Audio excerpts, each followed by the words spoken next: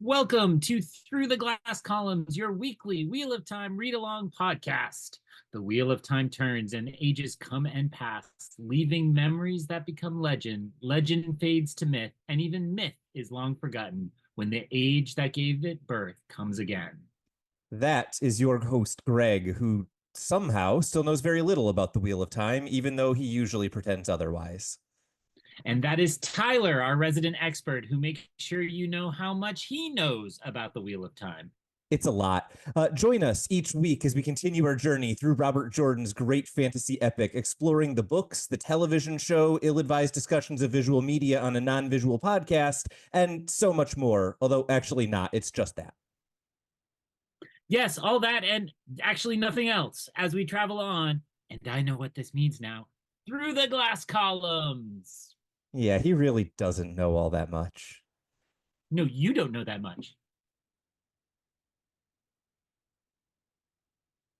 Hello, everyone, and welcome back to Through the Glass Columns, your weekly Wheel of Time read-along podcast, in which every week I tell you, hey, this book is going to get good this week. And Greg, I have a question for you. Did this book get good this week? Things happened, big unexpected things. I have a feeling that it is very good if you understand them fully, and I understand them halfway, so it's halfway good. More that I understand the events that happen, but I'm not sure I understand the full ramifications of them.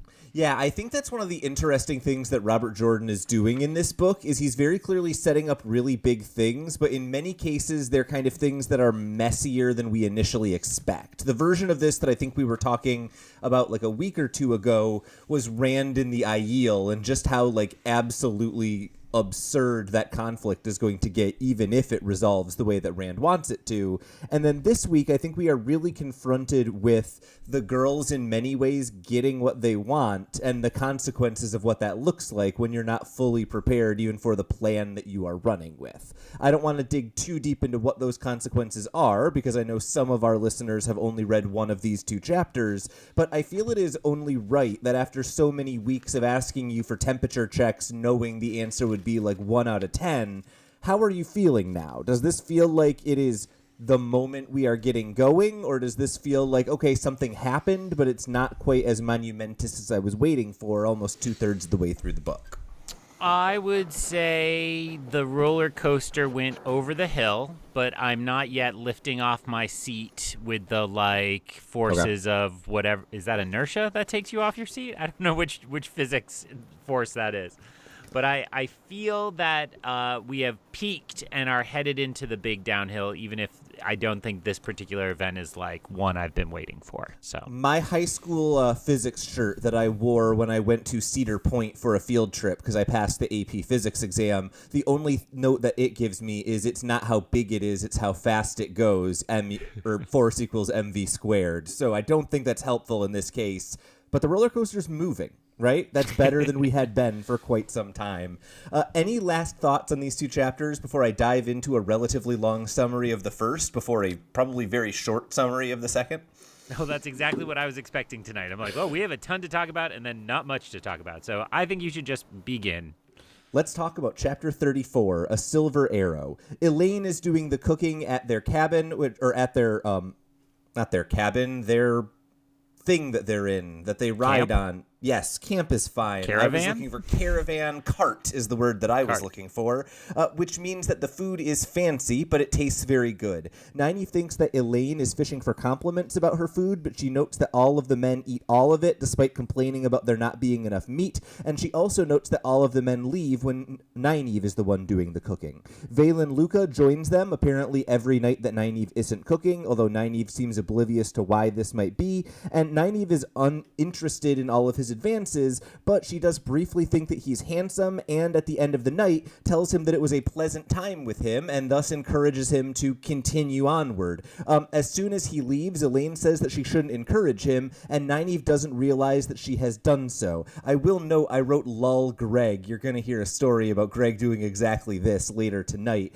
Elayne then says that Nynaeve comes off as coy and never stops smiling at him, and so and Nynaeve's response is that she was just trying to keep her temper under control, but Elayne has a Linny quote about this, about how sometimes you need to be the person you are rather than trying to cover up who you are. Nynaeve at this point insists that she is going to be the one going into Teleron-Riod, even though it seems that Elayne has not been going most of the time, and Nynaeve seems to think it is just a coincidence that Elayne only goes on the nights that Egwene is in Teleron-Riod, and she seems unwilling to admit even to herself that she is avoiding Egwene. At this point, they briefly have a discussion about whether or not they should be telling Egwene about Birgitte, or at least asking Birgitte whether they are allowed to talk with her with others, and then they also wonder why the Wise Ones don't come with Egwene to the White Tower. They don't know that Egwene is sneaking away, and they surmise that it must be because the Wise Ones avoid the tower so they don't get caught as being able to channel by the Aes Sedai. Nynaeve doesn't understand why Elayne has bought into the tower so fully, as she still has kind of her reservations about the Aes Sedai, and we also learn that Elayne has settled into a story about what happened between her and Tom. She refers to it as practicing, and then Nynaeve thinks that she could practice on Valen Luca, and she falls asleep. When she wakes up in Teleron-Riod, she is wearing a revealing red dress, exactly like Valen Luca wants her to wear, and she is surprised that she wasn't thinking of Lan when she fell to sleep. She shifts her dress, but Birgitte notices the change and tells a story about a time when she wore a revealing dress and the effect it had on Guy Dalkane. Almost immediately, however, the tone changes when Birgitte says, "I have found her," referring to Moghedien, and Birgitte says that there is a gathering of the Forsaken, and so Nynaeve must be silent and not channel. Birgitte does not take her until after Nynaeve agrees. Once they arrive, they are in kind of an oddly dark area. It almost seems like a dream in darkness, and they are able to observe what seems like 5 Forsaken all interacting, including Moghedien, a woman using servants that are clearly compulsioned into doing crazy things, and several men. After a brief discussion about what they are going to do about Rand and whether or not Rand is being driven too strongly towards one of them, they are pulled out of the dream by Birgitte, and she explains the people they saw were Ravin, Samael, Grendel, Lanfear, and Moghedien, and as they are discussing this, almost immediately, Moghedien arrives and attacks first Birgitte, knocking her out, and then attacking Nynaeve, eventually wrapping her up in the power and shielding her from being able to wield the power itself. Nynaeve basically tries to make her angry, hoping that she will either do something stupid or will kill Nynaeve rather than torturing her. But Nynaeve then Moghedien then begins to basically cause through some link for Nynaeve to feel pain, and tells her that she is going to wake up and take Elayne into the world of dreams, and that compulsion apparently lasts even if it is made in the world of dreams once one wakes up. And so Moghedien seems completely confident that she will be able to basically capture both of them, and she also notes their surroundings, saying that they are in a menagerie. At this point, however, Birgitte is apparently able to wake up and shoots Moghedien, causing her to stumble backwards. Moghedien, clearly injured, does something with the power to Birgitte that causes her to disappear, and then Moghedien vanishes, escaping with her wounds, and Nynaeve cries out that she is upset at Birgitte. She is sorry for what has happened, and then she pulls herself out of the dream. We then switch into Liandrin's point of view, who watches Moghedien stumble bleeding into a room with her and a number of the other Black Aja, and she almost sneers at the obedience of the other Black Aja when they heal Moghedien. Liandrin notices how weakened Moghedien is and tries to use compulsion to take control of her, but Moghedien is able to destroy her weave and put a shield over Liandrin, and then she basically makes some really horrific threats. It seems that Liandrin is going to be forgotten, and while technically someone could untie the shield that is blocking her from the one power, Moghedien doesn't believe that there is anyone who will know how to do so, and so Liandrin will essentially be left to rot, and then one of the Black Aja turns on her before the other torture can even begin. It's a pretty dark chapter, all told, and a whole lot happens in it. You said you felt like it was interesting, but you maybe had gaps in your understanding. Maybe we start with, what were the questions you had after this chapter? Is there anything that was unclear? Bearing in mind, we'll talk about some of the ramifications in the next chapter. I would say my main area where I was like, I'm not getting enough of this was the council scene of the Forsaken, right? That okay. It's like, you in your summary there, you listed the five. So we only... We only see 4, but we know that Moghedien must have been there because Birgitte tracked her there.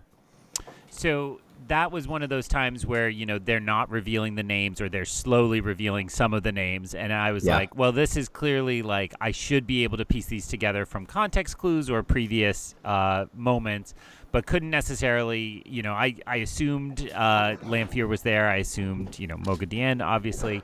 And then I think it is Revan and Samael get name checked eventually. Yes. So I think I eventually pieced together most of it, but I was paying so much attention to that, I don't think I really could understand what their plottings were. Yeah. And that kind of, I think, is almost how I'm supposed to be, because that's what the characters did, right? Like, they are trying to figure out who these people are, that they're not listening to what's being said. So I think I end up in pretty much the same place as Nynaeve, even though it's like a blown opportunity to know something better. Yeah, this is one of those really tricky places where I can't tell whether Robert Jordan is trying to create some dramatic irony where we can put some of the pieces together from like the prologue or the previous Forsaken scene, or if this is meant to be we are in the same boat as Nynaeve and are kind of struggling to keep up, and so we're clearly missing pieces. A couple of things that I kind of want to pull out of that Forsaken scene, if that makes sense as a kind of place to start, and then we can jump back maybe to some of the initial part of the chapter. Let me interrupt just to say that I do want to give Robert Jordan credit for what you just said and sticking to the limited perspective. Yeah. Because so many lesser authors, when they get this scene, they fill it in or write it so that everybody's caught up. And we've talked before about how kind of, it was in the scene where the girl's story is kind of being unraveled in Salidara, or the women, they're those, I mean, none of them are technically girls, but, they were the older crew of women, not the younger crew. And so I think that is really effective. And so even though it can be frustrating to me, I talk to my students a lot about this, that there's a kind of frustration the author wants you to feel. They're like, oh, why don't they just make it really obvious? And I'm like, right. Why don't they just make it very obvious? Let's think about that and think about those choices and unpack those instead of just saying it should all be easier and simpler.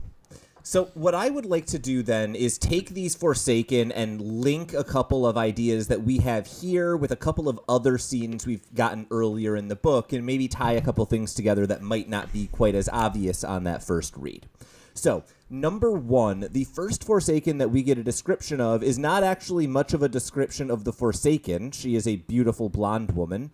But what is most notable is the description of her servants. They are contorting themselves like acrobats to literally form her chair or her end table. They are performing apparently obscene, at least to Nynaeve, acts.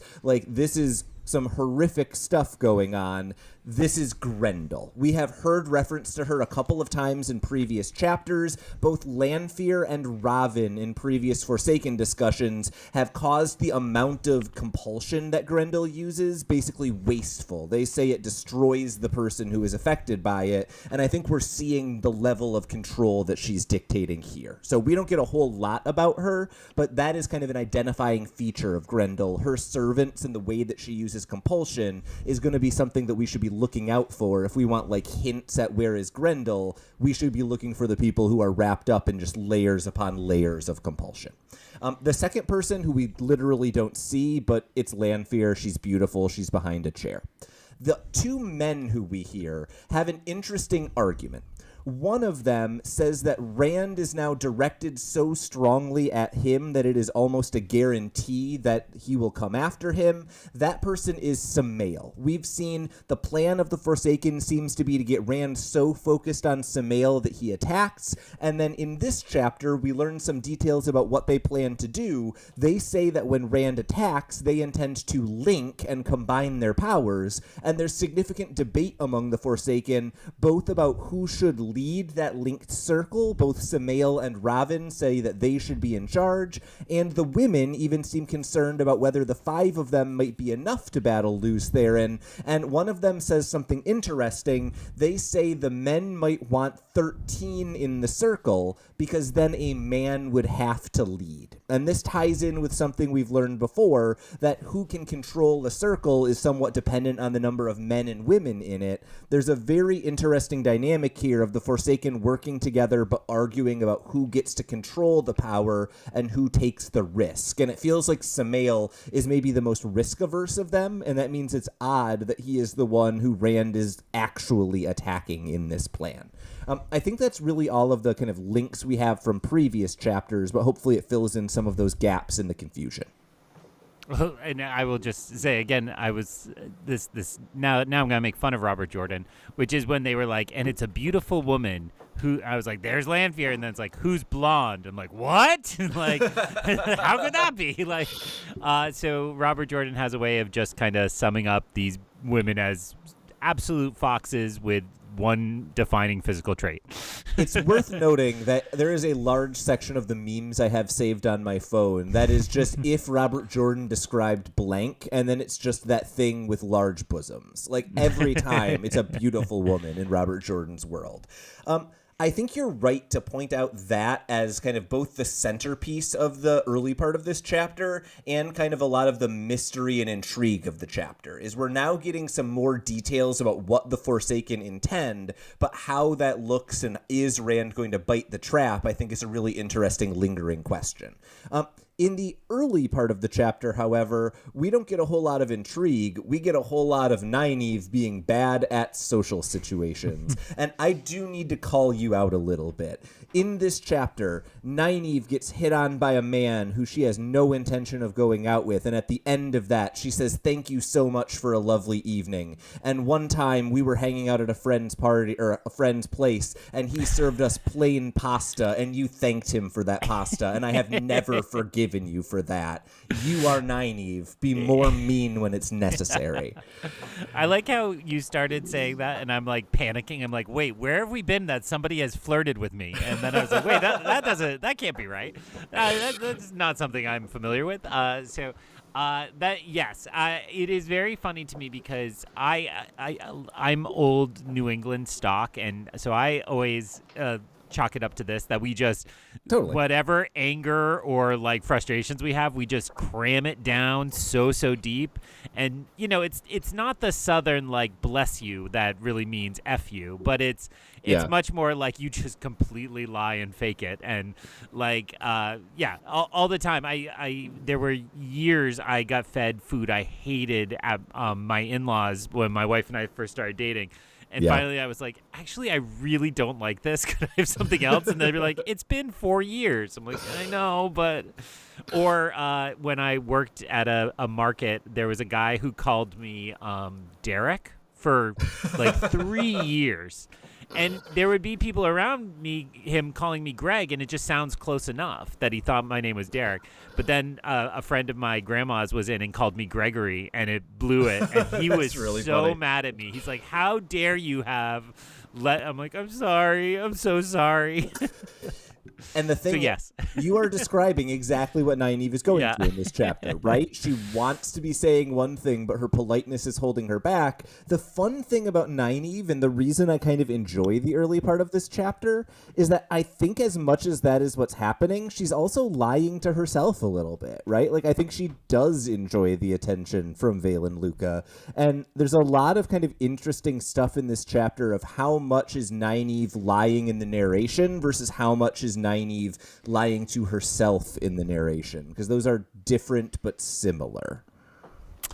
Yes, and I think there is a version of that is like you do like she's devoted to Lan. It's never a question to her, and so it feels like cheating on him in scare quotes to like even indulge a little in that. But at the same time, she's a young woman and just has been locked in this relationship and has only scant details of him for months. And it feels very natural that she would enjoy that type of attention, even if it really just, you know, and I think this is true often in people in a committed relationship. You're worried about step 5, so you forget that it's like, oh, it's okay to like be okay talking to somebody, right? Or step 1 and 2 are totally safe, and nobody is about to like, you know, make a bad decision. If you are in a relationship with Mike Pence rules where you are not allowed to be alone with someone of the other sex, that is a not good relationship. Like, please do not do that.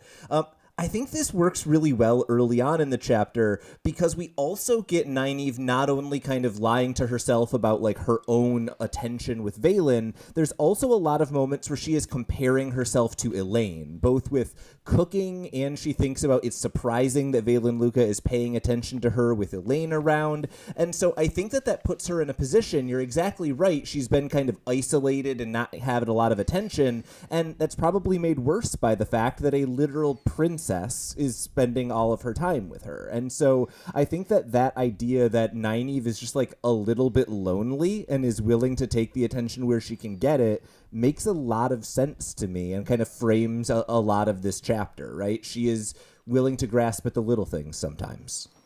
Well, and I'll only add to that, I love those little details that that Elayne is just a gourmand. Like, out of nowhere, can come up with a spice or some, like, variation on a recipe to impress everybody. And, you know, I always remember when John Hamm was at the height of his Mad Men powers, and it was obviously devastatingly handsome, and then did Saturday Night Live and was incredibly funny, and everybody's like, oh, come on, he's got that too. Right. And so it very much felt like, and Elayne could be a good like housewife if she wanted to be. That's just not fair. I will point out, however, when Nynaeve describes the food, it's not that fancy. She's like, where did she get onions and gravy? Oh, my God. Right? Like, it really raises questions about what Nynaeve is cooking on Nynaeve cooking night.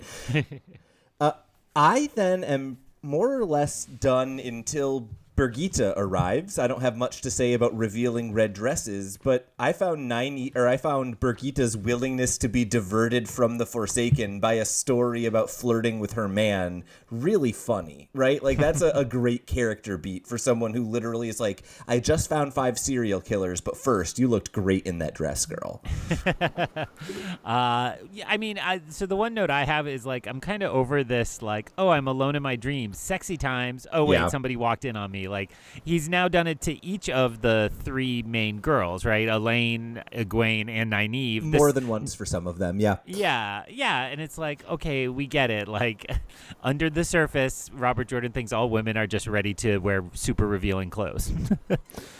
I mean, we've both taught at college. There is a little bit of truth to that, even if it's not all women. Well, I would say all of them. Like, that first, 75-degree day, you're like, oh, right, college is a meat market for all genders in the room, and I feel super uncomfortable. So, yes, agreed. Accurate.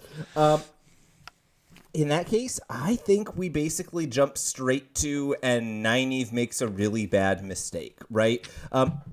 This comes up multiple times, like here at the end of this chapter and then later on. How much of this do you put on Nynaeve, if anything, right? She very clearly at the end of this chapter expresses like, I'm so sorry, this was my fault. But there's also not necessarily anything Nynaeve did that would have created this situation, right? If anything, Birgitte was probably the one who did something that got them caught. Nynaeve shows up, watches, and leaves.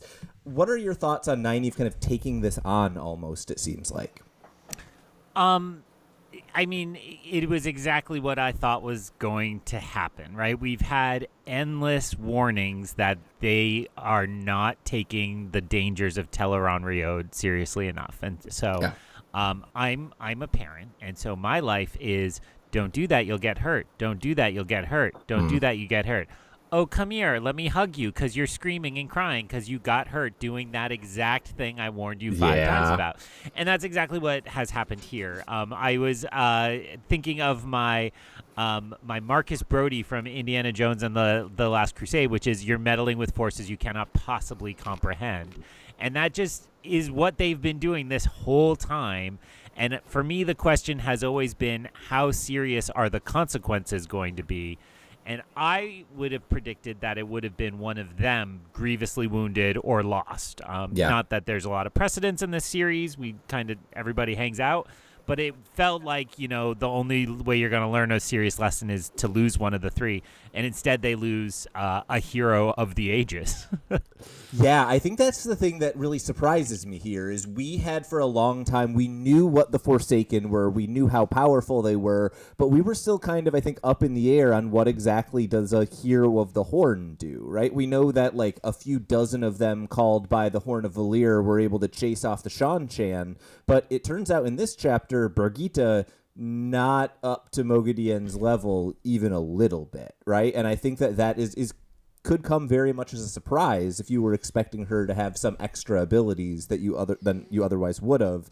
Other than that, though, this is just like a bit of terrifying Moghedien is super evil, and it's I think the big detail here is that compulsion carries over from the world of dreams into the waking world, but that's more just a threat for later than anything else. Was there anything in Moghedien's monologue that stood out to you? Well, let me just clarify that. So she is about to put on some serious compulsion and is kind of monologuing like a James Bond villain and saying, these are all the things you're going to have to do, and says they will last and they will be deeply strong, including, did she get through with, I demand that you live? Who gives that threat? That was Liandrin who got that demand, not Nynaeve. Sure. Yes. So we'll come back to that.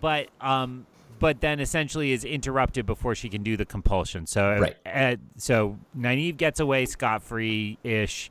Birgitte pays the cost, but does the injuring, and Moghedien just has to flee because the surprise arrow through the chest. Exactly. Yeah. Okay. Any last thoughts on that scene before we talk about Liandrin briefly? I mean, I only want to note, in case other people are feeling this, I found the staging of that a little confusing because it was like Birgitte got hit and thrown really far, it seemed like, out of the kind of moment. And then it was, it was kind of classic, stood up and got an arrow off as she lay dying. Oh, I really wish you'd seen Megalopolis. Oh, I mean, other than it being like the world's most terrible, yeah.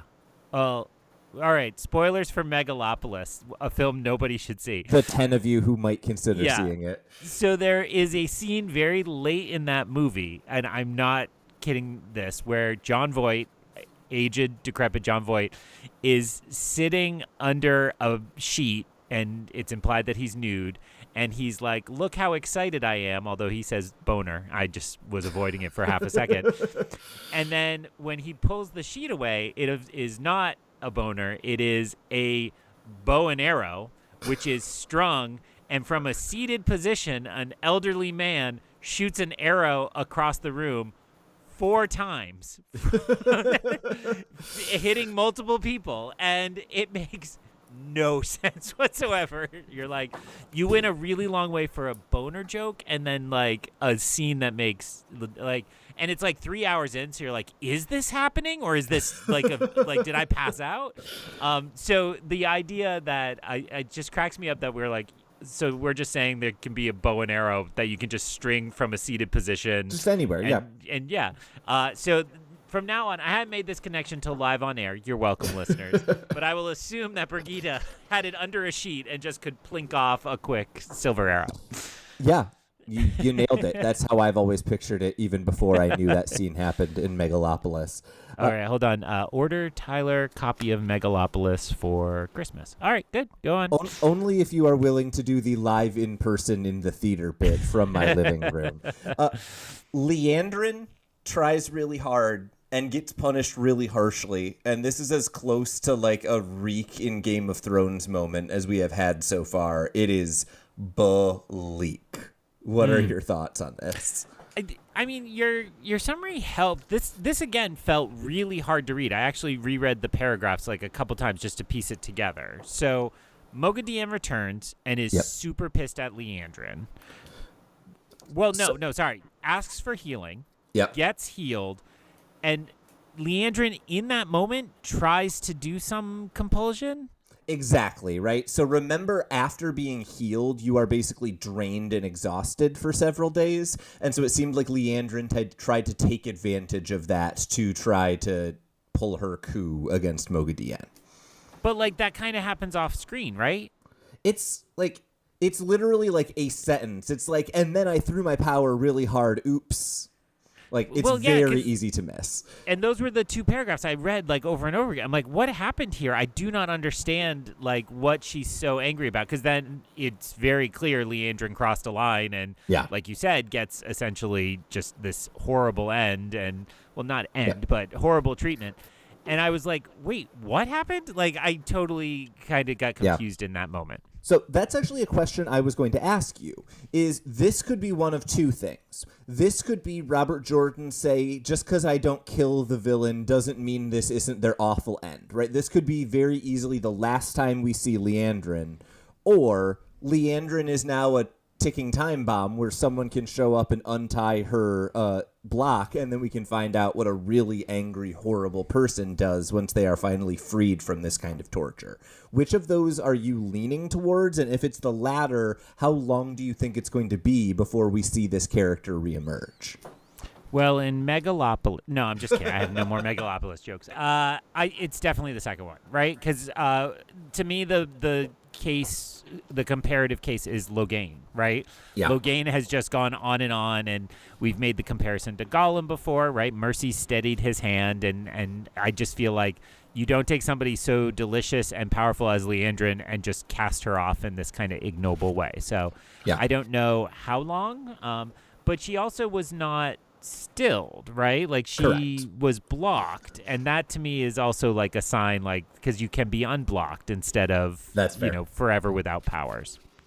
Yeah, and I think that the idea of Moghedien of the more you know you could escape, the worse it will be is true, but that's also really dangerous. Moghedien seems to be taking the thought, oh, she'll never get out, or if she does, she'll never be powerful enough to challenge me. I'm honestly more worried about Moghedien if Liandrin ever gets caught than I am about the actual, like, the women that we're rooting for in this story. Any last thoughts on this chapter before we go into the much quicker of our 2 chapters? No.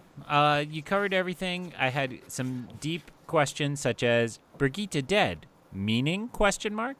Who were these people? ? And help with end confrontation. And so you've clarified all of those 3 things for me, and so we can move on to Chapter 35, Ripped Away. Excellent. In Chapter 35, Ripped Away, Elayne is bored because she has been waiting 2 hours after Nynaeve went to sleep. Elayne used some of her time to heal Nynaeve's black eye, even though she is not especially good at healing, and she also has been thinking about the Adam more deeply, and she thinks that if she had the silver, she could make one now, and she thinks of how much she is learning from Tom about the great game and about how much Camelin is influenced by politics. Suddenly, she notices that Nynaeve is crying and whimpering in her sleep, and she wonders whether she should wake her, and just as she is about to start shaking her, Nynaeve wakes, just muttering to herself that she killed her, and Elayne asks who, when Tom suddenly knocks on the door and rushes in, carrying a naked woman wrapped in a blanket who is unconscious. It is apparently Birgitte, and she is barely alive. Tom and Julian are very confused, but they are sent away, being told only that she is a friend and they will help her, and then Nynaeve begins trying to get herself angry by yelling at Moghedien so that she can channel, as she vows vengeance against Moghedien.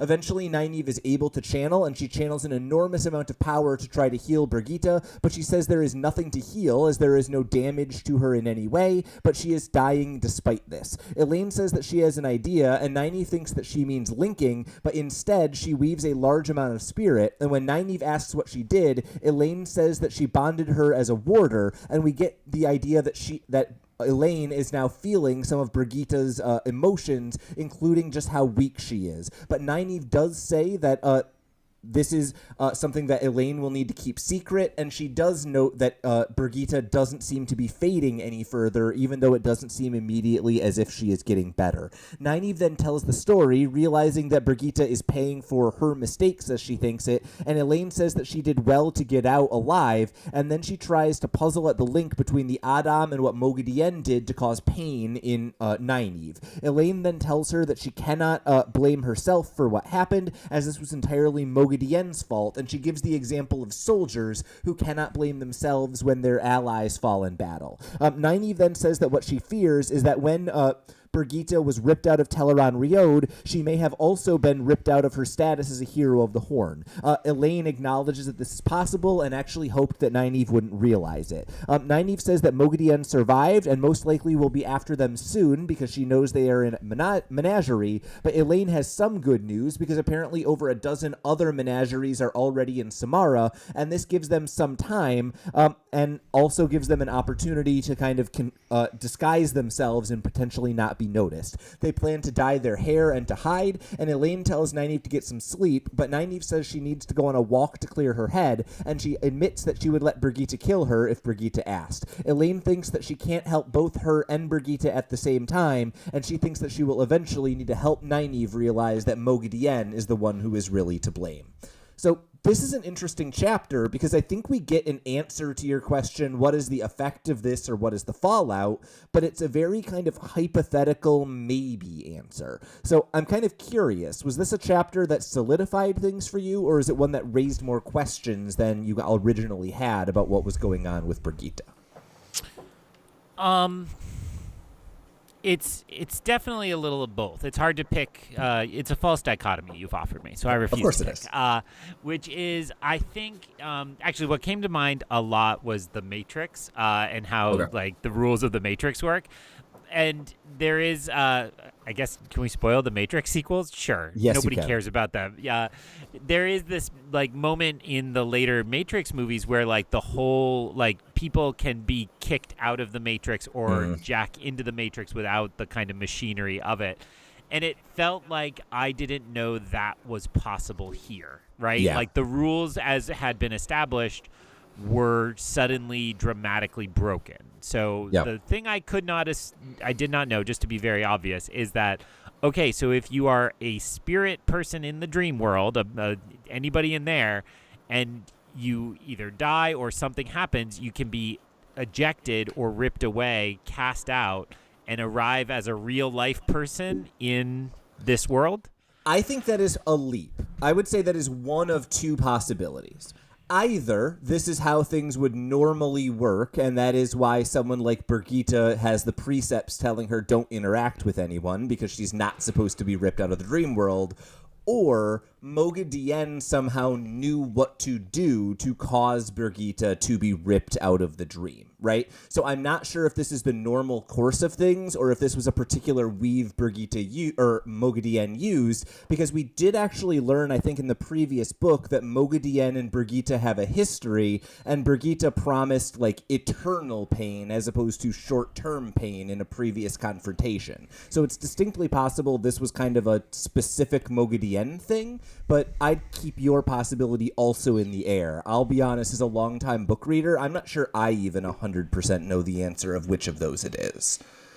Well, and we had heard before from Birgitte that the heroes of legend kind of get born and they slowly disappear out of here, right? She mentioned specifically somebody had recently left kind of to go join the Guidal Kane, her partner, actually was recently born. Yeah. So we would presume that Birgitte has a role to play in the final battle that would have eventually been her getting born into this world to continue on. And there were hints that it might be after the final battle, right? Yeah, exactly. Yeah. And so as I understand this chapter, we are supposed to understand that this seriously broke the pattern, and that we really don't know what the long-term ramifications are going to be there when Birgitte is not available, presumably, to play the role she was destined to play. Yeah, and I think the question is, you're exactly right about what I'm going to call short-term implications, even though we're talking like 20, 25 years later, right? There's this question of what happens if there is a hero who is not there, who's supposed to play a role in the pattern. I think there's also the very real question, what happens now if something happens to this Birgitte in the real world? Does she go back to the world of dreams to be born again the next cycle, or is she done? Right? Missing Birgitte 20 years from now is a problem. Missing Birgitte every 400 years when she's supposed to be born again is even more potentially devastating. Well, and to state the obvious, because the chapter is called Ripped Away, all of that feels much more dramatic, right? Yeah. That it's not like it's like, oh, a hero arrives or something like that. It is very dramatic. And so that's why I left this with kind of deep misgivings about, again, what these girls have now done maybe really seriously damaged the structure of this universe. And while this is not how the chapter begins, I think there's something really interesting about the fact that this is a chapter about kind of the deep, dark impact of the things the girls have been doing. And it begins with Elayne thinking, you know what, I could probably make an Adam if I wanted to, right? If Nynaeve, the lesson she's learning is like, I was too tempted by trying to beat Moghedien and I put my friends at risk, I think Elayne might want to be considering those kind of possibilities as well. She is spending a lot of time kind of lingering on these very dark objects and how she might reproduce them. This obviously isn't the core of the chapter, but there's a good like page where Elayne is thinking about what she's doing with her spare time, and a lot of it is spent in this kind of like murky gray area. What are you thinking about like Elayne and where she's at as a character? Are you worried about her? What's kind of your overall impression of that character at this point? I'm in a Dungeons and Dragons group, and there's a real jerk who has an artificer, and this is kind of what he does. Is he disappears and all of a sudden is like, oh, I have a magic blank. And you again hear Marcus Brody from Indiana Jones and the Last Crusade, you're messing with forces you cannot possibly comprehend. And so you are setting up the parallel that I already felt. Like I don't see her as being tempted by the power of the Adam, but she knows that her role is to do all she can in the final battle to come. And so she's going to try to do good, but do very, very ill things. And how I see that going is she accidentally creates something far too powerful and then loses it, right? Like somebody takes it or it disappears. It just seems like, again, if it has felt to me in the last book and this book, like Robert Jordan is equally setting up the end of this book while also setting up books 2 and 3 from now to have these long, deep teases. So I'm curious then, as we're talking so much about kind of looking forward in this chapter, there's one thing that happened both in this chapter and the last one that I'm not sure whether I'm happy about it or not. And this is kind of the kind of fizzle of the Elayne Tom interaction. Am I glad that is done being icky? 100%. Am I glad that Elayne and Tom now kind of seem to have a really great like mentor-mentee relationship? That seems fantastic. But there's something that's really unsatisfying about the way that mini plot line played out. It seemed like Robert Jordan just needed something for Elayne and Nynaeve to argue about for 12 chapters, so they did, and then it stopped as soon as he had other plot points to get to. Yeah, I clocked that too, that it happening off screen felt like, it mattered so little to me, we can just say it's no longer a thing. And I always, I mean, you said it was your original read of it. I was much more interested in, like, is he her father? And so I'm glad they stopped flirting, potentially, if that's the case. But, like, it did feel like it was abandoned. I mean, the Game of Thrones TV showrunners get a lot of flack because they basically, like, spun up a couple plot lines they then just forgot to resolve. And, like, idiots, they said that, right? They did it, that's the rule of academia. You don't make a mistake. You just, you explain it away. So the fact that it's resolved means he didn't forget it. So it then feels, I think, it's actually worse because it feels more superfluous. If it was a mistake and it was just kind of faded away without resolution, that's one thing. But this is like, oh, no, it's over. Don't worry about it. But, if I'm trying to defend it, it's like, well, things happen on the road, right? There's only 4 of you there. Like, things are going to happen, and then it's just fine when you're back in the crowd. Yeah, it's one of those annoying things where I'm like, Robert Jordan, this is terrible writing, unless you're trying to describe how 17-year-olds actually behave. But yeah, no, I'm glad it's done. Birgitte arrives, and she's naked because Robert Jordan. And then we get one of what I thought was a really interesting scene of Elayne being just awed by how much Nynaeve is channeling and the power she has. And the response that Nynaeve gives is like, there is nothing to heal here, but she's dying anyways. And then Elayne kind of taking a really oblique way of solving the problem, but one that works, although by violating several precepts. So I was really curious in that kind of dichotomy between the powerful Nynaeve failing and the subtle Elayne getting it done. And I'm trying to avoid a power of friendship joke for how we managed to stop Birgitte from dying. But what was your thought about that kind of contrast in styles? Did that work for you the way it did for me? Well, I was thinking a lot of Padme's death at the end of Episode 3 in Star Wars. It was like, there's nothing wrong with her, but for reasons we can't explain, she's dying. Guess I'll just die now. Just so sad. Yeah. Oh, I like Revenge of the Sith a lot compared to the other prequels, but it's such a terrible end for that character.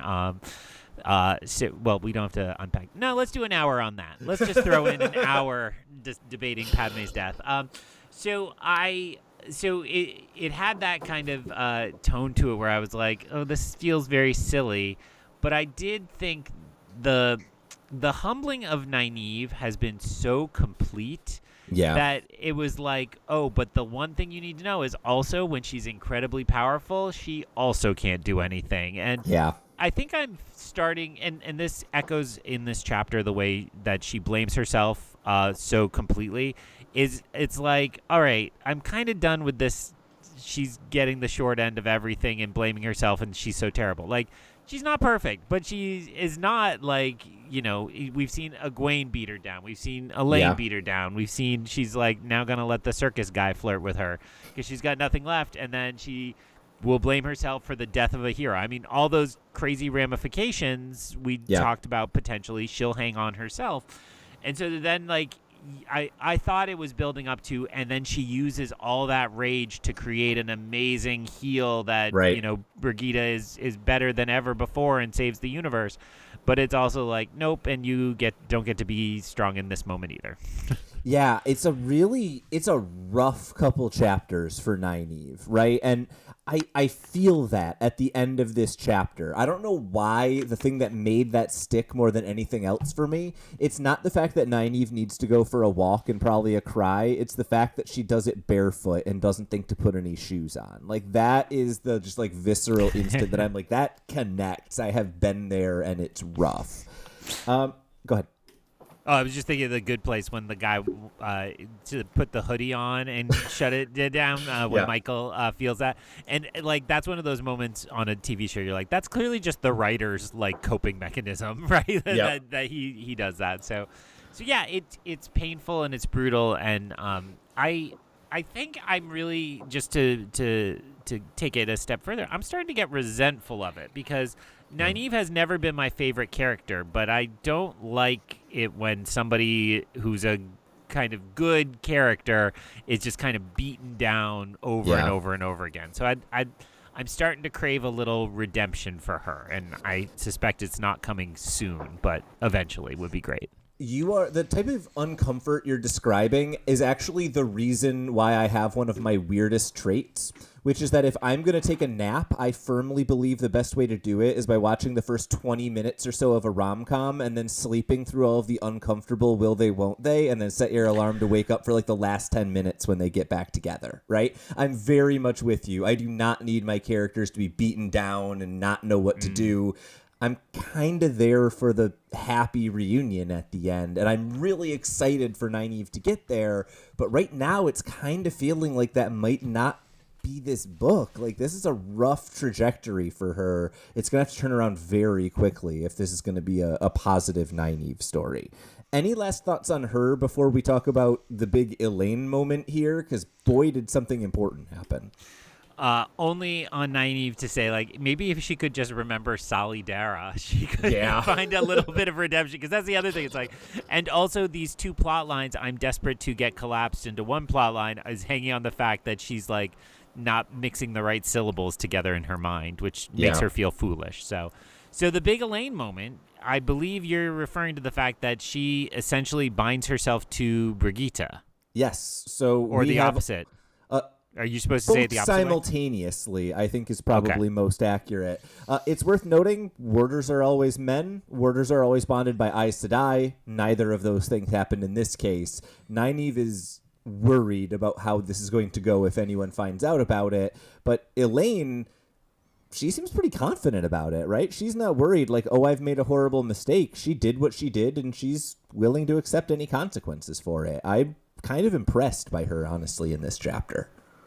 The way I'm reading that, and I want you to correct me if I'm wrong, is kind of like everything else failed. So this is like the desperate last gasp to try to save her. And while there are consequences in real life to moments like that, you kind of have to say like, well, it was this or death, so we kept her alive. And especially if that's a hero of the Age of Legends, that seems important. I do want to point out, however, I think that's exactly the right interpretation. Elayne is going, there's nothing else to do. This is the last chance. Let's do it. It is worth noting, however, this is not riskless. It's not like when Nynaeve did her act, right? She tries to heal, and if that's successful, Birgitte gets better, and if it's not successful, nothing happens to Nynaeve. We know, however, that with the warder bond, if a warder is injured or dies, it has a lasting and pretty horrific impact on the Aes Sedai who was bonded to them. Elayne took an enormous risk to make this happen, right? There was a very real possibility she bonded Birgitte and then experienced the death of her warder within minutes of that happening if Birgitte had not gotten better. This was a pretty extraordinary kind of chance that she was taking, in addition to it being really monumentous for what's going on going forward for these two characters. Well, and Elayne and Nynaeve are never my favorite plotline, but this makes me much more interested now, and certainly I want to see Birgitte and understand, I didn't peek at what the next chapter is, but I'm hoping we get a follow-up pretty soon on what's happening with this group now. Well, I think we've basically covered everything in this chapter, so I can not give you a peek, but give you at least the name of the next chapter. Chapter 36, A New Name, is either a fake out or maybe you're getting lucky. We also have chapter 37, There's Performances an in elephant on Samara. it. There's an elephant on it. We know the answer. All right, go ahead. And chapter 38, An Old Acquaintance. It does certainly seem like we are going to be sticking with this plot line. We've got some Valen Luca coming up, and that actually gives me an opportunity. I transitioned to this much too soon. I do have one more note, and it's a weird one. There are 14 menageries in Samara. Which one of our characters is a Ta'veren? One of them must be. I think it's Valen Luca, and we can maybe talk about why in future weeks. What are your thoughts about what's coming up, and what are you looking forward to? We've got 11 weeks left after this. It's not a large amount of time before we are done with this book. No, and just because I talked over Tylor in case people missed it, it is a 3-chapter week next week, and it's a total of only 35 in my book, which, is for a 3-chapter week is pretty short, all things considered. So, satisfying, more questions, but feeling very satisfied that I'm asking bigger questions about what happened in these chapters than, like, do you think she really likes the guy who flirted with her? So it feels like we're headed in a good direction, and okay, I'll come back next week. I'll do it. And I'll see you here with Tylor through the glass columns. So ends another episode of Through the Glass Columns. We thank you for joining us and continuing with us on our quest to cover all of the Wheel of Time in our own sweet time. This podcast features original content developed by Tylor Orm and Greg Cass and is not in any way affiliated with, associated with, or condoned by the Robert Jordan Estate, Tor Fantasy, Amazon, or our wives. All content is intended for entertainment and educational purposes only. If you're enjoying this podcast, please seek out the books from your local bookshop or library and join us as we continue our journey. If you'd like to contact us to share your thoughts or give feedback, find us on Instagram or Threads by searching Through the Glass Columns. Thank you once again for being a part of this community. If you're enjoying the show, please subscribe, leave us a review wherever you are listening, and recommend this show on your social media to help us grow our community. We look forward to welcoming you back next time on Through the Glass Columns.